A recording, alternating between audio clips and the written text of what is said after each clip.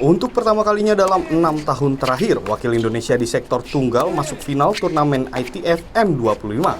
Rifki Fitriadi yang mendapat jatah wildcard berhasil melenggang ke final pada seri pembuka ITF M25 BNI Medco Energi Jakarta. Sayang di laga pamungkas yang digelar Minggu pagi, petenis yang karib disapa Tole kandas di tangan petenis Australia berperingkat 423 ATP, Dan Kelly. Permainan Tole yang di perempat final dan semifinal mengalahkan petenis Korea, Lee Dak-hee dan Jang Young-chok gagal berkembang di partai final. Bahkan andalan merah putih di SEA Games Kamboja ini mendapat cedera di tengah laga hingga sempat mendapat perawatan. Dalam tempo kurang dari 2 jam, Tole akhirnya menyerah double bugle 0-6 dan 0-6.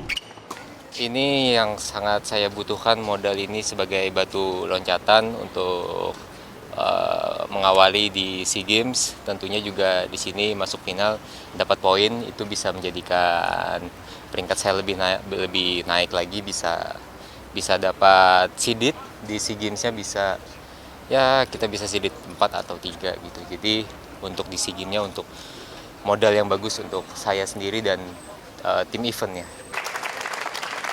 Turnamen ITF M25 BNI Medco Energi akan berlanjut ke seri 2 mulai awal pekan. Total ada 3 seri turnamen yang akan digelar sebelum SEA Games, lalu 2 turnamen lagi usai SEA Games Kamboja. Anggan Rizky, Kompas TV, Jakarta.